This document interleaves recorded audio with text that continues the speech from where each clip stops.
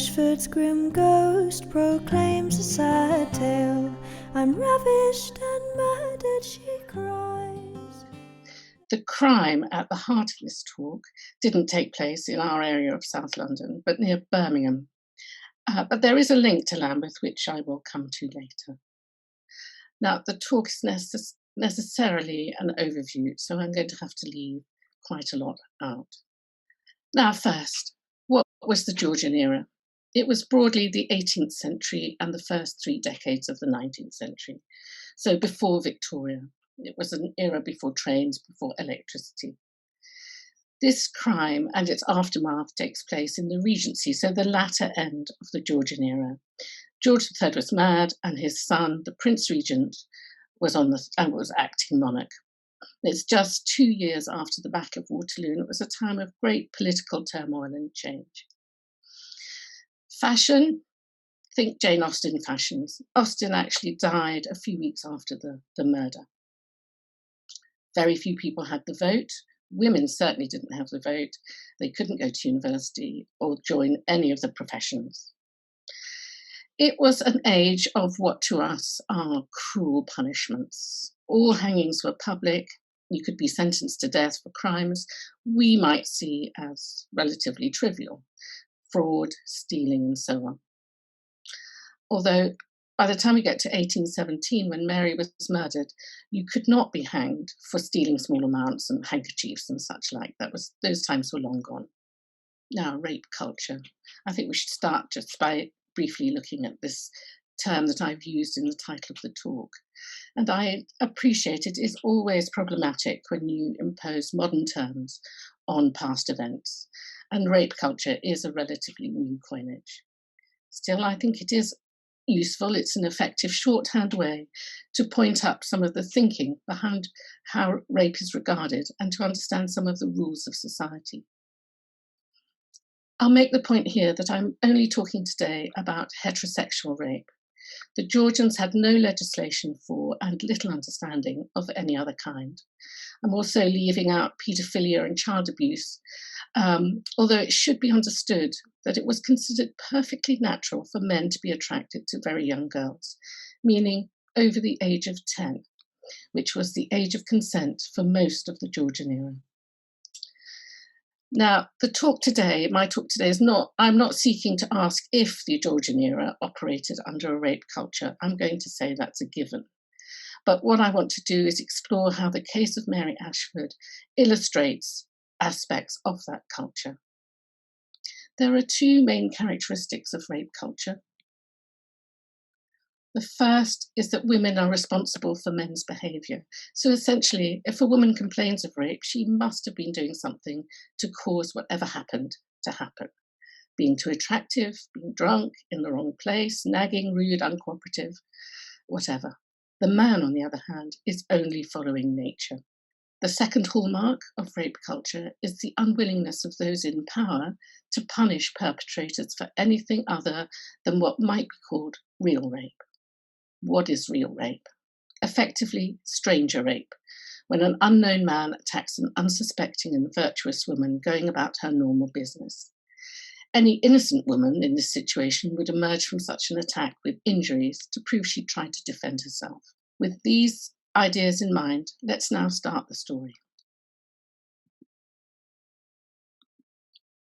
Very early, on a warm spring morning, Tuesday, the 27th of May, 1817, a day labourer called George Jackson, on his way to work, came across a bundle of women's clothes, a bonnet and a pair of boots, laid neatly by a stagnant pond near the fields north of the village of Erdington, which is about 6 miles outside Birmingham. He quickly came to the conclusion that a woman was in the pond and gave the alarm. Men from a local factory came and raked the pond, and a woman's body was dragged out. It was covered in injuries, bruises, and blood, and it was carried up on an old door to a nearby cottage. Some of the men who helped to retrieve the body recognised her as Mary Ashford. 2 of the men from the factory began to track footprints they found in the field. Luckily, the field had just been ploughed, so the footprints were very easy to see, and they could see that there was one set belonging to a woman and another to a man. These men also found a big, what they called a lake of blood near the pit, and they used these clues to try and work out what had happened. They concluded that Mary had been chased, she'd tried to evade her attacker, and she'd been caught and overcome and raped on the ground, and afterwards thrown in the pit. And after that, the attacker had run off across the field towards Castle Bromwich. One of the men who saw Mary's body come out of the pit had danced with her the previous evening at a party at a local inn, where the landlord said that she had left around midnight in the company of a man called Abraham Thornton. Let's just orient ourselves a little bit. Erdington, where the field was, is in the red circle, not far from Sutton Coldfield, which is the blue circle at the top. The purple circle is Langley Heath, where Mary actually lived with her maternal uncle. She was a farm servant for her uncle. The black circle is Castle Bromwich, and the orange circle down in the bottom left, I hope you can see that, is Birmingham. Who was Mary? Here she is in a portrait made after she died. We know very little about her. We know that she was a 20-year-old servant working for her maternal uncle, as I said, on that farm north of Erdington. Now, 200 years ago, the area was very poor and it was still quite rural. Mary herself came from a poor family. She was well liked and well known, and twice a week she went into central Birmingham. She walked from her uncle's farm through Erdington to central Birmingham and stood in the market there and sold her uncle's eggs and butter. You can see her there with her basket. The day before her body was found, that's exactly what Mary did. She walked all the way into Birmingham. But first, she stopped off in Erdington at her friend Hannah's house, and she left there the party clothes that she was planning to change into later that evening. Then she went on to Birmingham, and in the evening, about 6, she came back to Erdington, and she and Hannah changed into their clothes and walked over to a local inn where the party was going to be held. Now, this is not the cottage where Hannah lived, but these are cottages in Erdington, and I think they would probably be quite similar to the house where Hannah's mother lived. The party at the inn was a celebration of Whit Monday, which we now know as Spring Bank Holiday. It's a church festival. The inn itself was pretty crowded, and there was music and dancing on the ground floor. This is where Mary spent the evening. She loved dancing. Her friend Hannah was upstairs in a quiet room talking to her fiancé, Benjamin. At about midnight, Hannah came down, fought her way through the crowd, and told Mary that it was time to leave. But Mary was having a good time, and she'd only just had a dance with a young man called Abraham Thornton. So it took a while to prize her out, and Hannah and Benjamin waited for her outside. And eventually, Mary came out of the inn, and she had with her Abraham Thornton. This is Abraham Thornton. He was a bit of a cut above, really, and some people might have thought him a catch. His father was a well-established land steward and builder, very respectable. They weren't middle class, but they were doing very well. Now, Thornton had been eyeing Mary up at the dance, and unbeknownst to her, he had told his friends that he was going to have her or die. So think Donald Trump and his infamous grab him by the pussy type conversation. And he also boasted to his friends that he'd already had Mary's sister 3 times. He only made his acquaintance with Mary towards the end of the evening, towards midnight, so just before she left. So he asked her to dance, and that's when Hannah came to prize her out of the party. Now, Thornton was not well liked. He had a bad reputation. He'd had quite a few scrapes that had required the services of his solicitor. Notice he's quite a sturdy bloke, and he was a bricklayer working for his father. This picture shows him as really quite smart. It's him in court, of course, but that comes later. So Mary and Abraham Thornton and Hannah and Benjamin set off for home, and the inn where the party is shown in the red circle. They set off westwards along the London and Chester road. Hannah and Benjamin walk in front, and Mary is walking with Abraham Thornton. Halfway down the London and Chester road, Hannah peels off and goes by the back route down to her home in Erdington. Benjamin continues on through the crossroads and off to the west somewhere. I don't know exactly where he lived, leaving Mary with Abraham Thornton. Now, they were spotted by witnesses in the area of the Purple Circle, so in the roads, and some witnesses later said that they could hear them in the fields. Now, before Hannah went off home, Mary had told her that she would be spending the night with her grandfather. Mary's grandfather lived just by the first crossroads. You can see it marked on the map. That's what she told Hannah she would be doing. Instead, at around 4 or so in the morning, she turns up at Hannah's house in Erdington in the blue circle. And she is seen before that walking alone in that direction. Witnesses saw her alone walking down there. She turns up at Hannah's door, she knocks on the door, she goes in, and she changes out of her party clothes into her working clothes and bundles up her party clothes and is off. And Hannah later says she was very jolly, absolutely fine.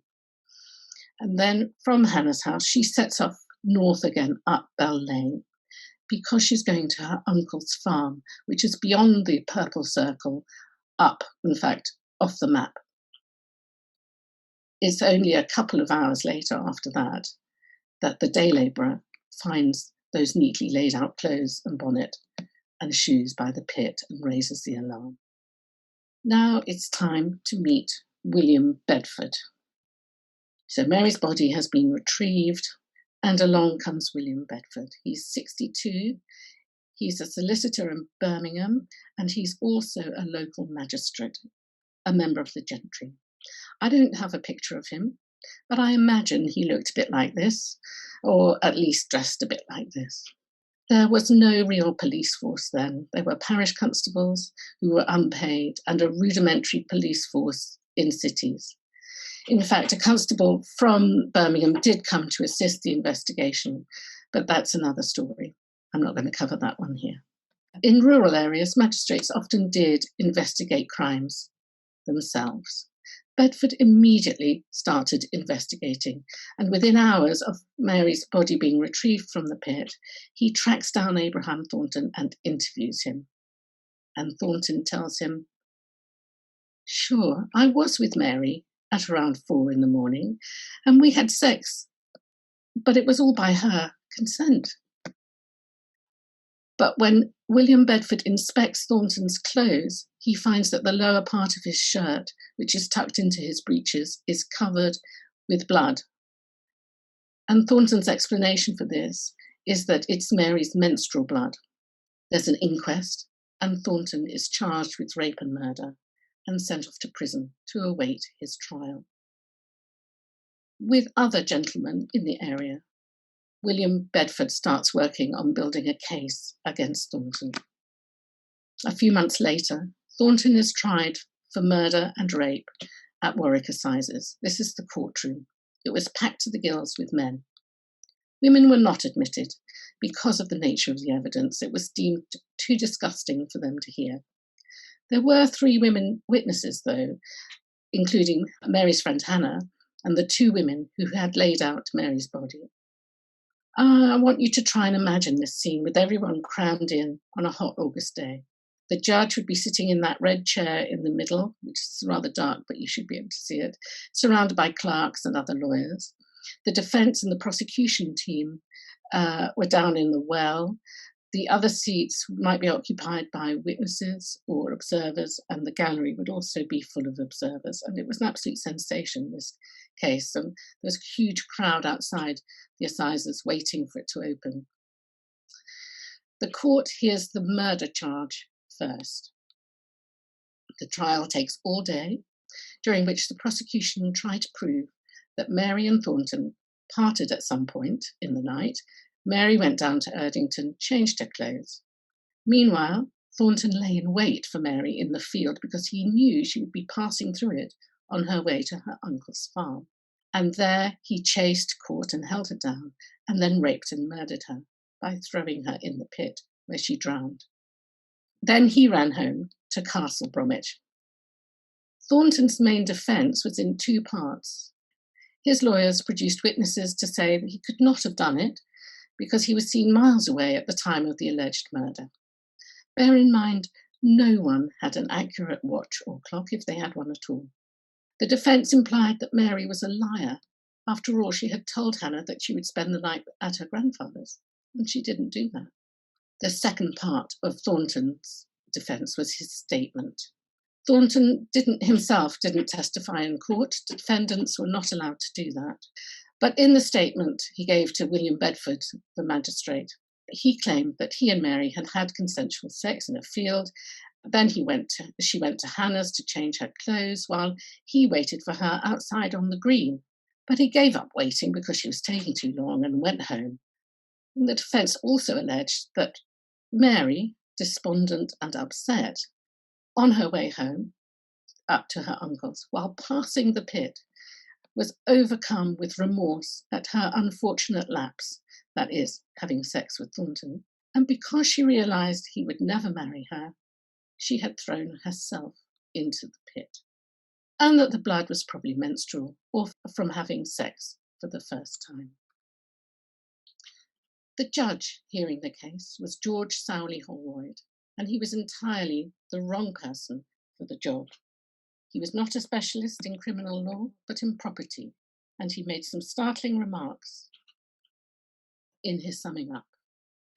He rested the whole case on whether Thornton had raped Mary or not. The murder was connected to the rape because, he told the jury, Thornton's only motivation for murdering Mary was to keep her quiet because he'd raped her, and he feared an accusation of rape and possible hanging. If there was no rape and the intercourse took place with the consent of the deceased, whether that consent was obtained by great importunity or not, that would make it less likely that he would commit murder. Leaving aside the question of whether Thornton would truly have feared an accusation of rape, let's first look at this term, great importunity, which allows a man to have sex with an unwilling woman. What does it mean? Importunity is persistence, especially to the point of annoyance. Basically, what Holroyd was saying was that a man was entitled to pester for sex through words and actions until his target gives in. Why, might you ask, in an age when sexual purity in women was prized, why was this tolerated? Because the dynamic was often between more powerful men and less powerful women. In other words, it was a class thing, and it was more or less accepted as part of life. Here is a master importuning his maid in his bedroom. Notice the broom is discarded on the floor. There are coins scattered nearby. She has rejected the money he has offered.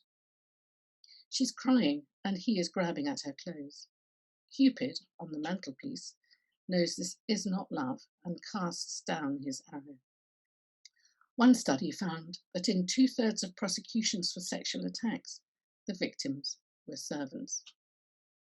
There was underneath this class differential a deep layer of assumption about women's sexuality and how it worked.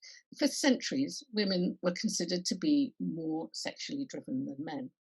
Why were they so keen? In order to become pregnant.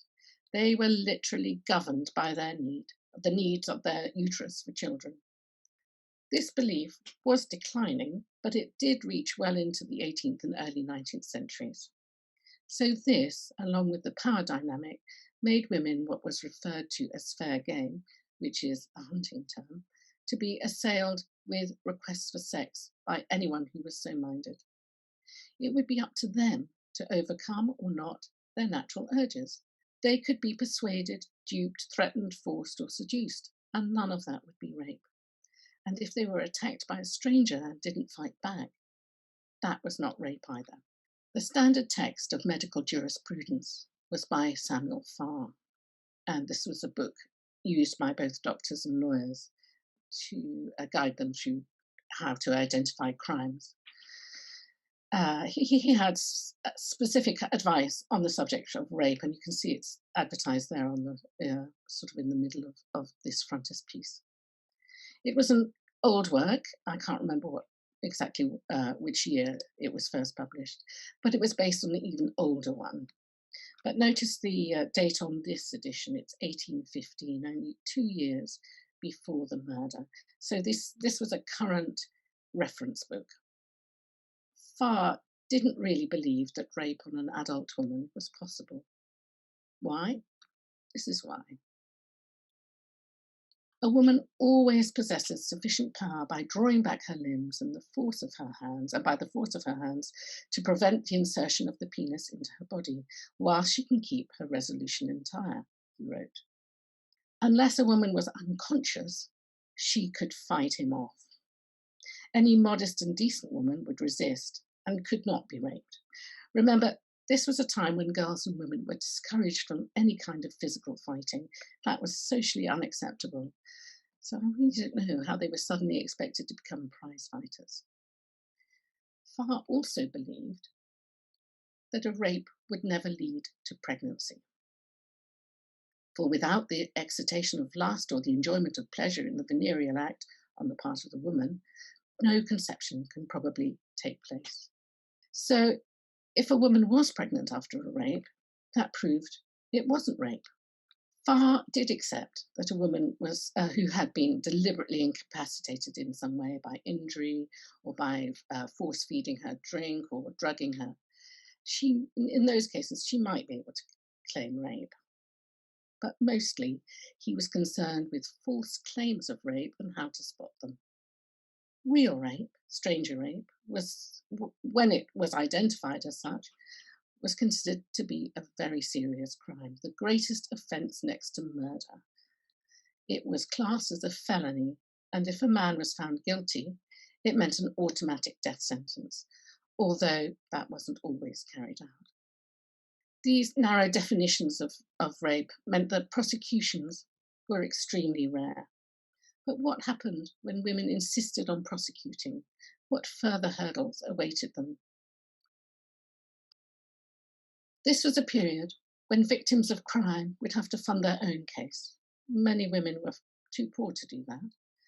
And if the case failed, there was a serious risk that she might be maliciously prosecuted by the rapist for perjury.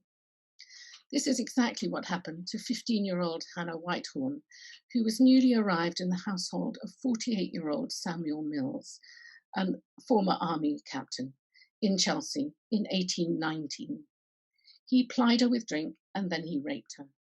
And her prosecution of him was sponsored by a sort of self-appointed middle-class saviour called Hugh Campbell. But in court, Mills's defence was vicious, accusing Hannah of giving him a sexually transmitted disease. Samuel Mills was acquitted, and then he prosecuted both Hannah and her sponsor, Hugh Campbell, for perjury. Fortunately for them, their prosecutor was shown to be an obvious liar, and they were both acquitted. It was routine practice and much less risky to go for a sexual assault charge, which was a misdemeanor rather than a felony. Felonies were always capital crimes attracting the death sentence. Misdemeanors might result in a fine or imprisonment and damages for the victim. So if you persisted and prosecuted a man for felony rape, your reputation would almost certainly be destroyed in court. You might be, as Hannah was, accused of more or less of being a prostitute or trying to extort money. Your chances of marriage might be curtailed if the case was notorious and people got to know about you. You would have to be examined by doctors several times, and 3 doctors examined Hannah. Certainly, you would have to answer intimate questions in open court. In court, what did you have to prove to convince the jury that the crime against you was a real rape? The first thing you had to do was prove that you were of good fame, good reputation, and preferably not pregnant from the rape. The second was that you had to report the rape as soon as possible after the rape. You must raise the alarm to the first person you see after the rape. A lot of court time was spent discussing when and how the prosecutrix, as she was called, reported the rape, the crime, and to whom. If you delayed for any reason, you were viewed with deep suspicion. Next, during the rape itself, you had to cry out, and this was called making an outcry. Failure to do this would indicate no such attack occurred. Where you're unable to make an outcry, if there was absolutely no one around or you were locked in a dungeon, the reasons for you not making an outcry, again, would be fully explored in court. You'd have to explain why that didn't happen. In 1786, a young woman called Catherine Wade, she had learning difficulties. She was coming home one night and a man approached her and forced her to walk through the streets of Brighton on a cold, wet night. He forced her into a graveyard and he raped her there. He later claimed that he thought that she was a sex worker. At the trial, she was accused of not running away and of not knocking on doors and windows as she walked through these streets. So failure to escape or struggle or to be able to show injuries was also a sign of that no rape had occurred. And the surgeon, again, he would have to give details of his intimate examination. If the attacker had injuries, that would help with the case. And there certainly were cases that collapsed because the victim failed to show that she had hurt the attacker sufficiently, and thus she was deemed to have consented. Of course, in reality, cases were messy, and it was fairly rare to get all of these factors presented clearly in a prosecution, leading neatly to a guilty verdict.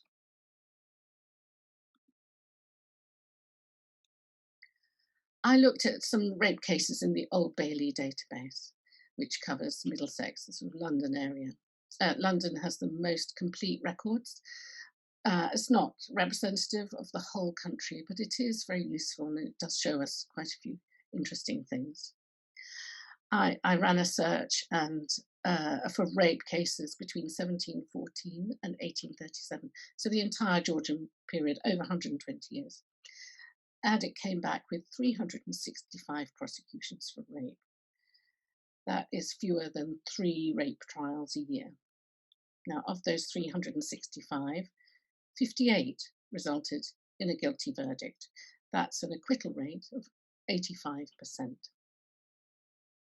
In at least some of those acquittals, it will have been because the jury, who were all men, of course, they thought the penalty, the death sentence, was too high. At the trial of the man who raped Catherine Wade in Brighton, the one I just mentioned, the jury asked a question of the judge. They asked, was there no alternative between death and acquittal? The judge said, no, none.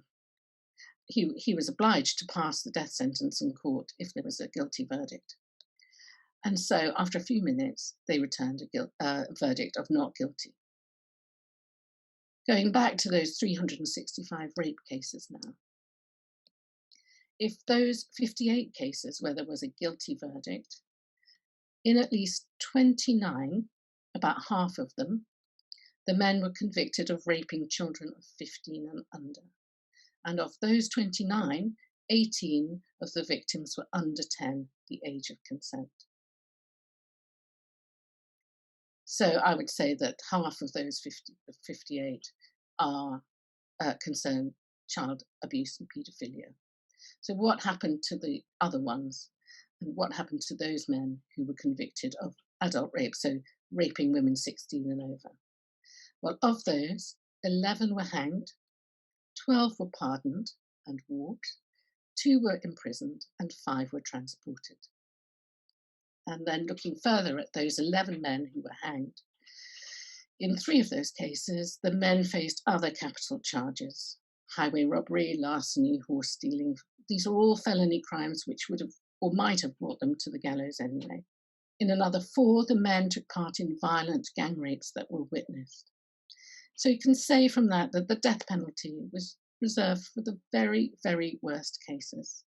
And I must say here that I am personally strongly opposed to the death penalty, and I'm not here endorsing executions. I'm merely pointing up the differential in punishments. Now, all of this concerns cases where the victims survived, and of course, Mary Ashford did not. But it does make me wonder, going back to the case against Abraham Thornton and thinking about what the judge said, whether he really had cause to fear an accusation of rape and possible hanging. I would say no, not really. He would fear an accusation of murder for sure. Very, very few murders were pardoned. Rape, he could probably more or less rely on the victim, Mary, not to say anything out of shame or loss of reputation and so on. And he had said that he'd had her sister 3 times, and that nobody seems to be talking about that. At the end of that long, hot day in August in this courtroom, after the judge gave that summing up, talking of great importunity, the jury deliberated for a few minutes and came back with the verdict, not guilty. And if there was no murder, there was no rape, and the charge of rape was dropped. There was uproar and fury, and amongst the most furious was William Bedford, the magistrate in Erdington, who had investigated and pursued the crime. Here he is again, or more accurately, here he is not. Bedford was absolutely determined that Thornton should not get away with it, and he began to talk to constitutional lawyers about ways to prosecute Thornton again. And many of you, most of you, I'm sure, will be familiar with the concept of double jeopardy, the principle that means you can't be tried twice for the same crime. That changed in 2005. Some crimes can be retried if compelling new evidence becomes available, but this was not true in 1817. In 1817, the only route to justice after an acquittal was something called appeal of murder, and this is what Bedford felt was his only choice. It was a medieval law whereby the victim's next of kin could bring what was in effect a private prosecution. It was not an appeal in the way we understand it. The word here means calling out from the French appelé. It was a challenge to the perpetrator to pay in some way for his actions. And because it was a private prosecution, not a Crown prosecution, the Crown could not intervene and give a pardon. So if there was a guilty verdict, it meant certain death for Thornton. The prosecutor in this case would be Mary's brother, William Ashford, who was a poor day labourer, barely literate, so he couldn't contribute any funds at all. In effect, William Ashford was the figurehead and William Bedford was the driving force. William Bedford was extremely excited about the possibility of getting Thornton at last and gathered around him a number of his friends to support and fund his plan. He asked for donations because it was going to be very expensive. Who was in Bedford's group and why did they get involved? They were all gentlemen. Among the records I looked at, I could find no mention of women. Of course, they may have talked to women in their families. After all, this was a sensational case. The main participants in William Bedford's campaign were James Amphlett, the editor of the Lichfield Mercury, local newspaper, Sir Richard Phillips, the editor of a magazine called the Ladies' Monthly Museum, and Matthew Wood, editor of the Independent Whig. And there was also the Reverend Luke Booker, the Vicar of Dudley, seen here. They were worthy establishment figures. They were not political radicals, and they were both Whigs and Tories. This legal campaign was highly unusual, totally extraordinary, and although it was not unknown for members of the gentry to pay for prosecutions on behalf of poorer people, this was something else. To pursue this costly, complicated process was also exceptional, and it was going to involve huge amounts of legal preparation, including bringing all the witnesses to London to give their evidence, paying for their accommodation, consulting specialist lawyers, etc. And that these gentlemen should champion a working class woman was quite exceptional. What were their reasons for doing this? I believe Mary's death gave them a rare opportunity. The Reverend Booker, you can see here, he was not wealthy, but he contributed his skills and he wrote a pamphlet about the case and he raised money for a stone for Mary's grave in the church at Sutton Coldfield, and that grave gives us a clue to why they did this. I visited it in January 2019. The two sections have been put together and the inscription has more or less completely worn off, which is a great shame. The words were written by the Reverend Luke Booker, and they tell us a lot. I'll read them out. As a warning to female virtue and a humble monument to female chastity, this stone marks the grave of Mary Ashford, who, in the 20th year of her age, having incautiously repaired to a scene of amusement without proper protection, was brutally violated and murdered on the 27th of May, 1817. Lovely and chaste as is the primrose pale, rifled of virgin sweetness by the gale, Mary, the wretch who thee remorseless slew, avenging wrath which sleeps not, will pursue. For though the deed of blood be veiled in night, will not the judge of all earth do right? Fair blighted flower, the muse that weeps thy doom rears over thy murdered form this warning too. What do these words mean? Essentially, Mary was a good girl and well-meaning, and Thornton was an evil brute. But the rape and subsequent murder was still Mary's fault. Mary was rather silly and went out to dance and drink without a proper chaperone, and any other woman who does that can only expect the same. Their imprudence was a license for men's violence. Going back to the term rape culture, women are responsible for men's behaviour. They should stay at home and only go out with men with a chaperone. And yes, okay, they might have to go to work, but any social interaction with men should be supervised. This message that women should not be out in the world was not new, of course, but this was a perfect opportunity to amplify it. Now, young unmarried women in genteel families, the families of the gentlemen who supported this campaign, they were regarded more as a commodity. They had monetary value. I'm not saying this is the only way they were seen, but good marriages brought good marriage settlements and hopefully better status.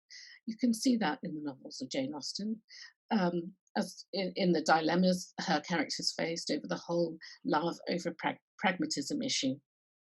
For middle-class families, you could say chaperoning their daughters was a good investment. In working-class families, matches were much more likely to be based on liking, love, and compatibility. So in genteel families, that wasn't absent, of course, but marriage was more often a financial contract.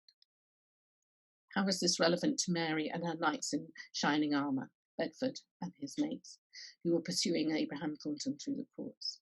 Why were they so keen to get working-class women to behave more like their own genteel daughters and not go out partying, which was the clear message on the gravestone? I think they felt real compassion for Mary's family and for the wider community of Erdington. They genuinely wanted justice. But I also think there was a feeling of male insecurity, that women were beginning to forget their proper place, and these men feared that working-class women's freedoms might infect women of their own class. By targeting Thornton, they amplified the message that genteel women need to keep in line or they might meet Mary's fate. Let's return to the case now.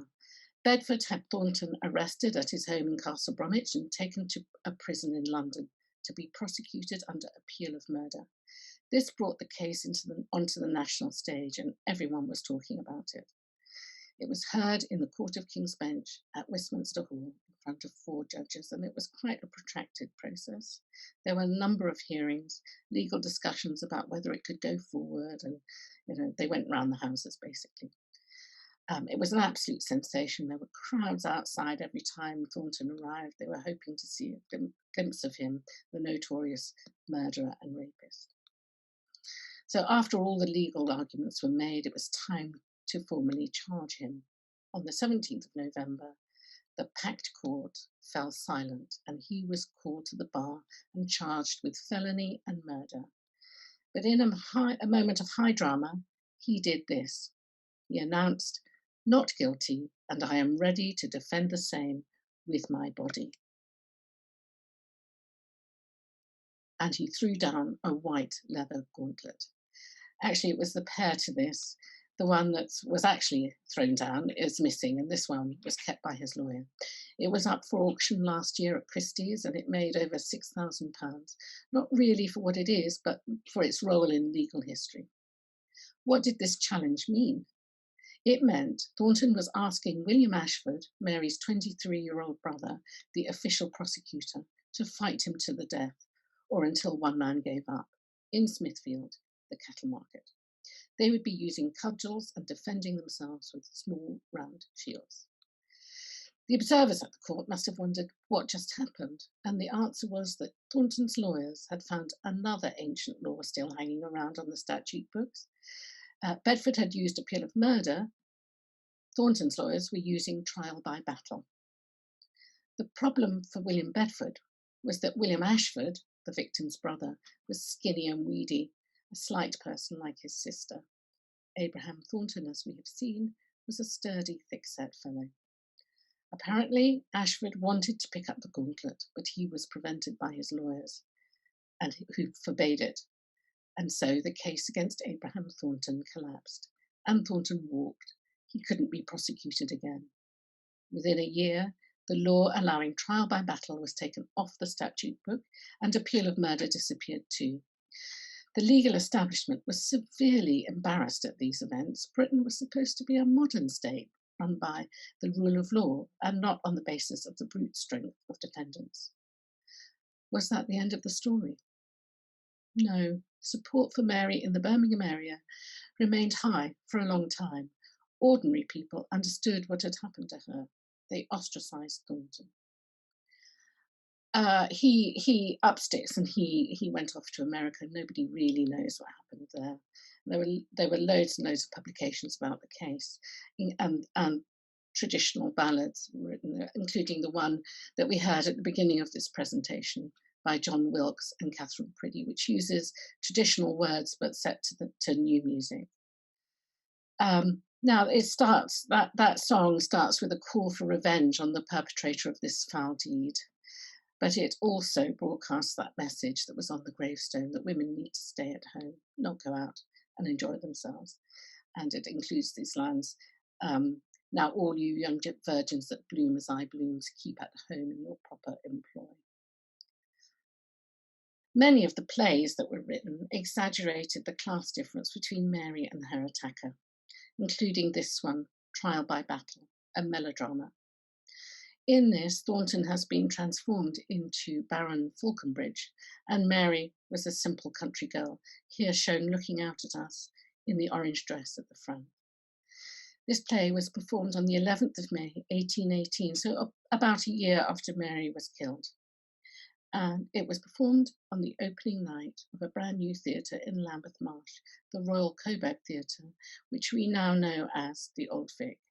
And that is the connection with Lambeth I mentioned at the start. The case continues to fascinate. It's been written about through the centuries. When I came to write my book, I realised that there wasn't really a book written about it by a woman, and I wanted to give a woman's perspective. But when I think about this crime, I wonder if Mary had survived being thrown in the pond, would a prosecution of Thornton for rape, if it had gone ahead, would it have succeeded? I don't think so. She walked alone with Thornton, possibly in the fields, so she couldn't claim that he was a stranger.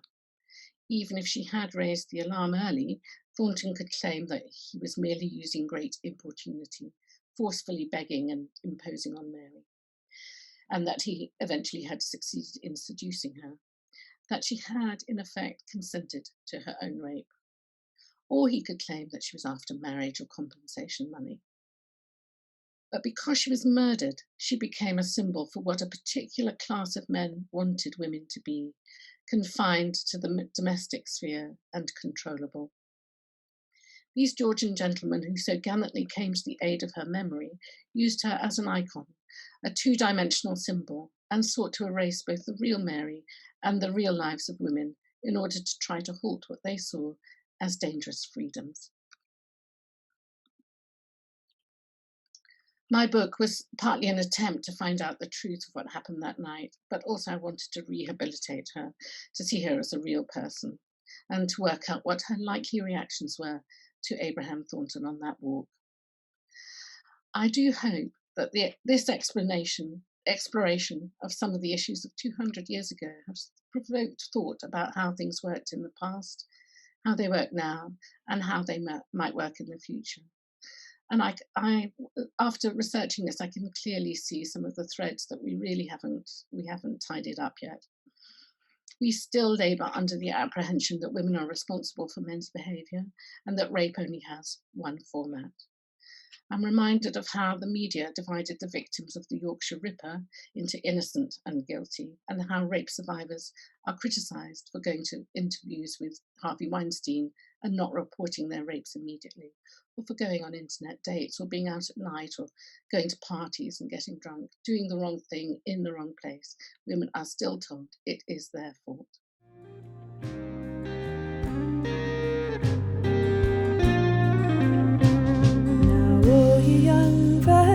That bloom as I bloomed, keep at home in your proper employ. Therein dancing delight, not to be out at night, nor in the fields roam with a stranger from home, lest you meet a fate wretched as